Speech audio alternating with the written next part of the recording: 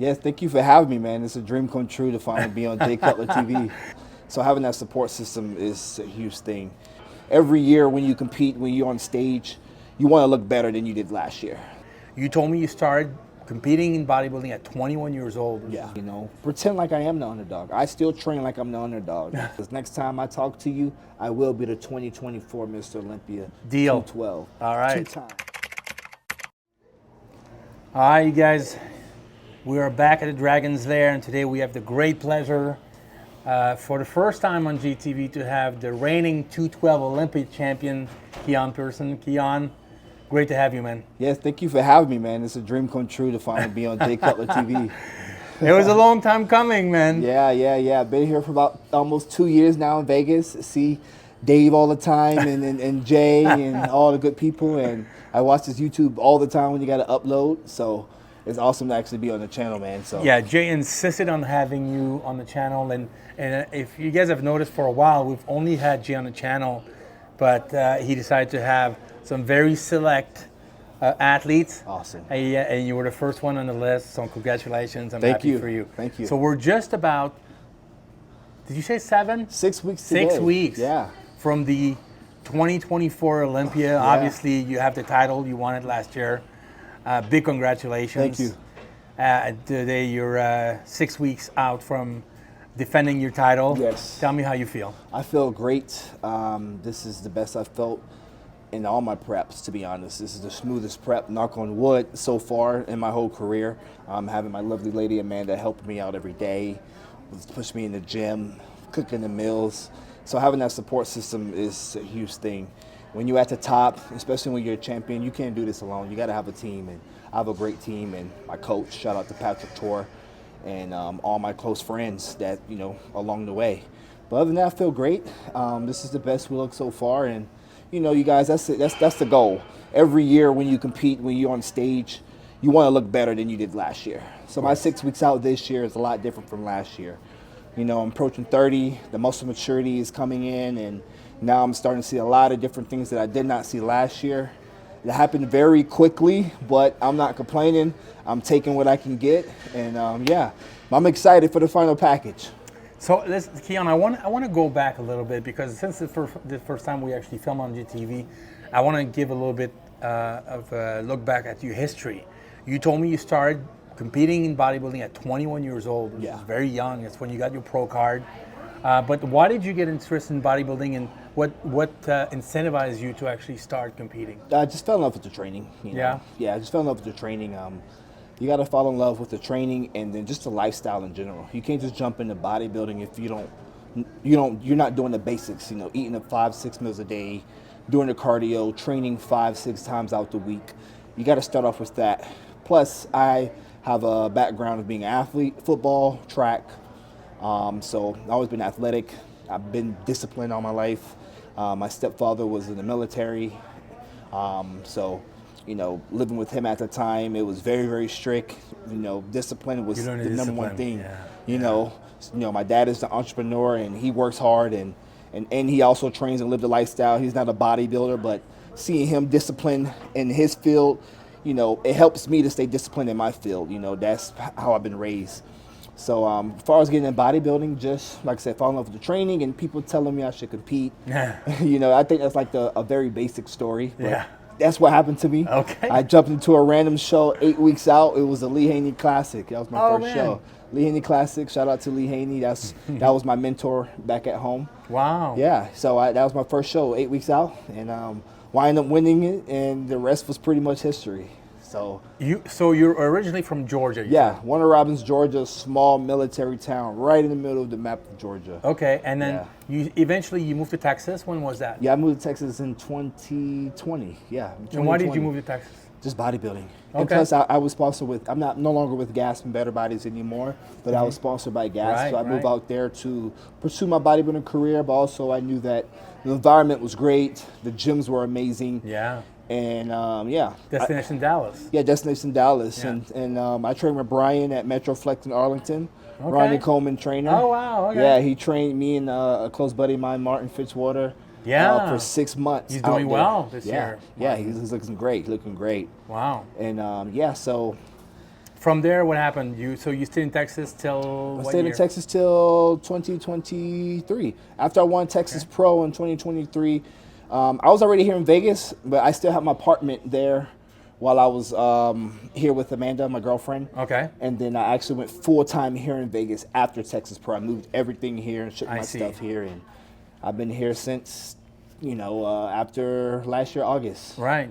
So you never actually lived in California with Amanda. She No, just kinda, no. You moved from Texas. She moved from Yeah, Cali. yeah. Okay. So I was visiting, and then she moved here to Vegas, and I wound up coming here, and I never really went back home and left all my stuff there. Oh, really? Yeah. So until my lease was up, I actually moved here full time. Okay. Yeah. And how do you like Vegas? How is it to actually do bodybuilding in Vegas? Vegas is great for bodybuilding, man. Yeah. Just the environment, being around the 7-time Miss Olympia champ Flex Lewis. It's an amazing environment. I've never saw myself ever living in Vegas, visiting and coming Same back here. and forth. Yeah. I know. It's like that. It's the kind of you move to Vegas with no expectation because Right. how great is it going to be, and it's a lot better than you think. Yeah, it's a lot better It's than funny. you think, and it's crazy how everything comes. And now the Olympia's here. Yeah. I'm the reigning champion, and I don't have to travel nowhere. I can do That's cardio right. at my house and Big train at the help. best gym in Vegas. Yes, big so help. I have a huge advantage this year. So tell me how it was for you to actually win the Olympia last year. It must have been unbelievable. It's very unbelievable, very life changing. I remember Jake Wood told me Dan Solomon said your life's going to change forever after this, and it damn sure had. How did it change?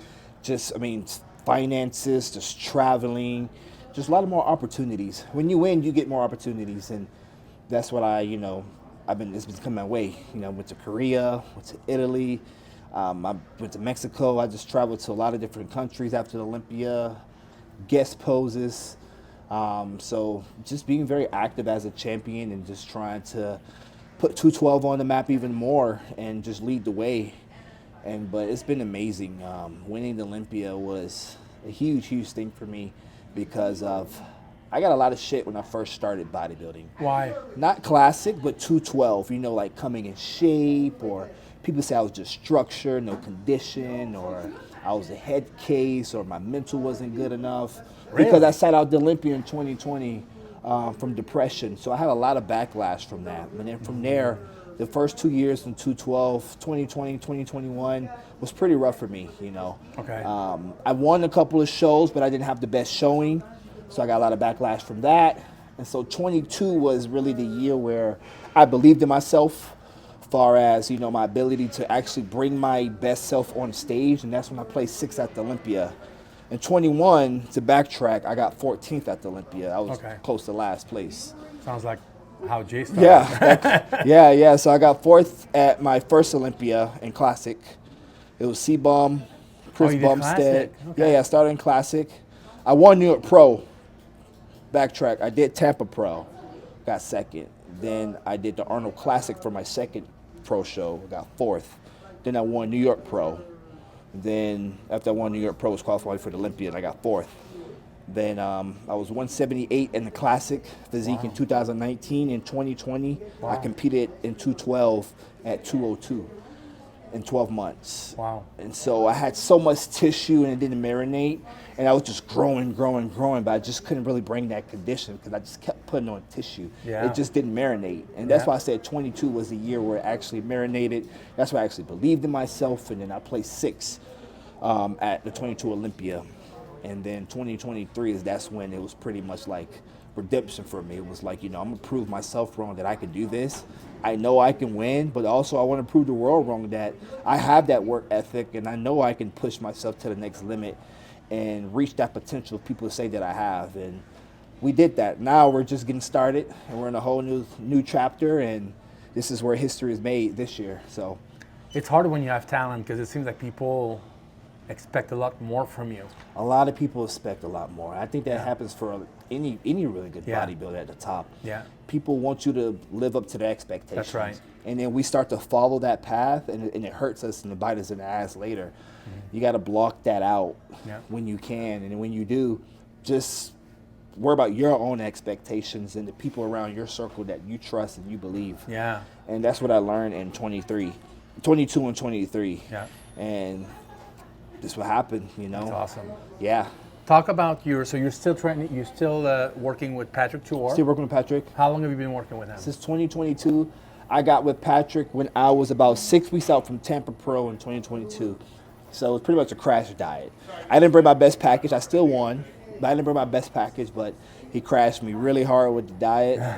And then once from Tampa Pro in the 22 Olympia, we had 13 weeks for him to learn my body. And that's when we brought a really pretty decent package for the 22 Olympia. What would you say is the most important thing you learned with him? Because you said before you had some issues with conditioning and stuff, and obviously that's not a problem anymore. But just believing in myself, man. Yeah. Patrick is like a sergeant. He's not the type of coach to blow smoke up your ass. You look good every check-in, or he's a drill sergeant. He's a drill sergeant. He's very tough. You got to be very strong-minded, and you got to have thick skin to work with Patrick. Okay. Seriously, but he's one of the best coaches. He has a total of 3 212 guys, and a classic guy in the open. A classic guy and an open guy at the Olympia. He got like a total of 5-6 people at the Olympia. Wow. He's great. Wow. But yeah, Patrick is a great coach, and he helped me believe in myself even more. And when hard work meets genetics, the sky is the limit. That's right. And I'm the living proof of that. I'm not just genetics, I'm also hard work. Yeah. And I want to show people that, you know, when you do have genetics, put that shit to use and watch what Don't happens. waste it. Yeah. Do not waste it. There's a lot of people with crazy potential, and it bothers me when I don't see them follow the meal plan or go harder on cardio, or they're on their phone in the gym. Like, just train and watch what happens. Yeah. You know? That's good advice. So what is your plan over the next, let's say, 2-3 years? You're obviously right now, I was actually asking you off camera, you know, if you had a hard time squeezing to 212, because you look so big in the gym. I remember Flex talking about that, and a lot of the guys in 212 would have to lose muscle tissue to squeeze to 212. They probably look their best at 225 or so, and then they have to squeeze down to 212. So they have to sacrifice muscle. You told me you don't have that problem, which I was shocked. Yeah. So talk about that a little bit. So I was 199 last year at 23 Olympia. A lot of people don't know that. Wow. If you see the pictures, I do look like a lot bigger than those guys. Probably not as muscular because they're a lot more denser than I am, but that comes with age. I can only do so much with that. That comes with time. But as you look at the structure, I'm structurally bigger than most people. So I was 199 last year. Wow. I'm currently 212 now. Wow. And I should be probably competing about 204, 205. So if you can imagine what that will look like. Only 212, that's crazy. Yeah, so I have so much room, and a lot of people, and I'm glad I'm on this channel since we have a lot of true bodybuilding fans out there. Like, I won't be going to open no time soon. Okay, so Jay's not going to be happy to hear that. I know. I love you, Jay. He told me you better tell him. I know. He needs to do open. But it is a chance for me to do open shows later in the future while I am in the 212 division. So I won't say when that will happen, but the number one goal is to keep that title. You know, the first title is great. Is, you know, most people in this world will never even touch the Olympia stage or get top 5. So winning it is huge. Of course. But, you know, a lot of people think it's a fluke when you win it the first time. The second time is where you really make a statement to show people you can solidify. That comes with anybody, honestly, not just me. Derek, you know, Ryan Terry from Men's Physique, just all those guys. We got to solidify and show the world, like, we can do it twice and we can do it again and again and again. And that's my only focus. Open shows later, it'll come. It'll come. I just don't want to rush the growth. I know I can grow pretty fast if you guys follow me since Classic to now. So I have to take my time, and honestly, number 3 is, you know, health reasons. You got to be healthy. We got to be smart. We know this is a very toxic sport. You know, just to be very blunt, and you got to be smart. You got to think longevity, and it is life after bodybuilding. So I have to be very smart about every single choice that I make, whether it's staying 212 or jumping open or whatever it is. But open 100% will come. You guys, I'm only 29 years old. I know, that's young. You know, so that's so give me some time to mature this body up, improve a few, you know, things on my physique. And once I start struggling to make that weight cap, which is probably the next 2 years or so, then we'll start seeing me in the open shows here and there. Yeah. But Yeah, I was gonna definitely- say. I mean, since you're only, I mean, people probably didn't even know how much you weigh, but since you still have some room to grow, I mean, if you do 205 this year, it means you have another almost 10 pounds to put on until the next one. And once you can't make the weight anymore because you're too big, and then maybe that's when you want to go up. Yeah. Exactly. So we have a lot of ways to play with it, but I won't just leave the door open for 212 and just jump into open. Because, like I said, my goal is not to beat Flex Lewis' record. I want to say that here on the channel. I want to set my own standard. I am the new standard of 212, and I want to do something different. And I want to remain a 212, Mr. O, and I said it here first, I will be the Mr. Olympian Open as well in the future. And that's my goal. But when the time is right for it to happen, it's going to happen. But stay tuned. So tell me, you were talking about, being Mr. Olympian. What is the difference being prepping for the Olympia, being the champ, versus being the underdog or chasing the title? Well, now you got everybody chasing your ass. I know. Is it more nerve-wracking, or is it more pressure? At first it was. Be honest. At first it was. It's tough, man. When you're number one in the world and you got everybody behind you. That's right. In the 212 division and all around the world, people are coming for you. They're trying to find every little thing wrong so they can come at you. Yeah. Once you learn how to block that noise out and just focus on you and your team, you're great. Okay. And that's what I had to learn. You Okay. know? It didn't hit me that I won the Olympia. Fuck, man. I say probably till I started my off season for this season. Okay. Wow. And then I was like, okay, this is real. Like, people are on my ass now. They're on my neck. And I'm asking because I know that when Jay was winning the Olympia and won the first one in 06, it seemed to be much harder for him to get better as he was the champ. I don't know why. He was so great as the underdog and chasing Ronnie. You know, he had someone to look forward to. Yeah. And once he was on top of the hill, he had no one to look forward to. So to answer that, man, like my girlfriend always tell me, pretend like I am the underdog. I still train like I'm the underdog. Every single day I train like I that never. Rocky spirit. Yeah, I never won the Olympia. And that's how I think when I'm in the gym. So I'm still chasing that title. I'm still chasing Sean Clarita. Even though I beat him last year, I'm still chasing him. Because I still want to beat him on stage, because he is number 2. Yeah. And so, like, for me, in my head, I didn't win a title. So that's what keeps me humble and remain hungry. Yeah. Versus, I know when people do keep winning, you do get lost and you don't have nothing to chase anymore. Yeah. But for me, I'm still chasing, and so that's just my mindset. Okay. I've never won the Olympia. I'm still the underdog.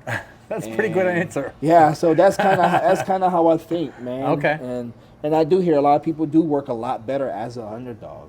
So underdog mindset is probably the best mindset to have, of course, as a champion. Yeah. And if you want to be a champion, you guys, you have to work hard every day like a champion, eat like a champion, recover like a champion, train like a champion. Before I won the Olympia, Flex Lewis told me, starting now, do everything like you're a champion. And you will be a champion. Yes. And I did every single thing perfect to my best of my ability, and now I'm a champion. I think you heard that from Jay.